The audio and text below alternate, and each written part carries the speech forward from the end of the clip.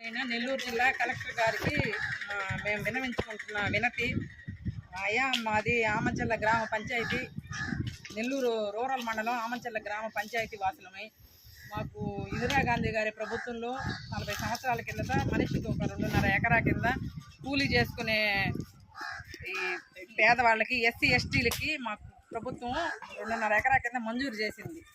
ఆ ప్రభుత్వం ఇచ్చినప్పటి నుంచి 2015 వరకు మేము దాన్ని ఆధారంగా చేసుకొని మా జీవనోపాధి కల్పించుకొని మా పిల్లల్ని పోషించుకుంటా ఉన్నాం.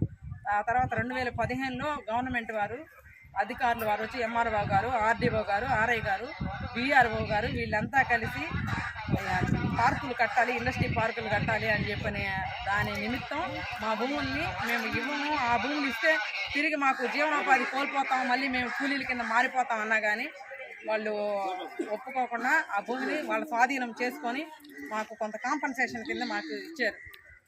ఆ రోజు నుండి ఇప్పుడు 10 సంవత్సరాలు అయిపోతుంది. అప్పటి నుంచి మాకు భుక్తి లేదు, అప్పుల పాలైపోయాము, రోగాలను బారిన పడ్డారు. అప్పటి నుంచి చాలా కష్టాల్లో ఉన్నారు.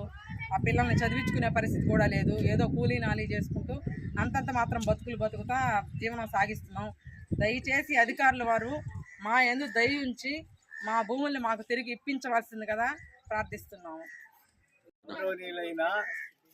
జిల్లా కలెక్టర్ గారికి మనవి, 40 సంవత్సరాల కిందట మాకు ఆమంచెల్ల అరుణ్జ్యోతి వాడికి 2.5 ఎకరా 2 ఎకరాల లెక్కన ఇచ్చారు అడివి. దాన్ని కొట్టుకొని కంప కొట్టుకొని పిల్లలు ఇప్పుడు 2015లో ఆ భూమిని గవర్నమెంటే ఆర్డీఓ గారు, కలెక్టర్ గారు, ఈఆర్ఓలు ఎంతోమంది అందరూ ఆక్రమించుకొని ఆ భూమిని తీసేసుకున్నారు. ఇప్పుడు మా భవిష్యత్తు మాకు అన్యాయంగా ఉంది. మా భూమిని మాకు ఇప్పించి సహాయం చేయమని అధికారులు కోరుతున్నారు.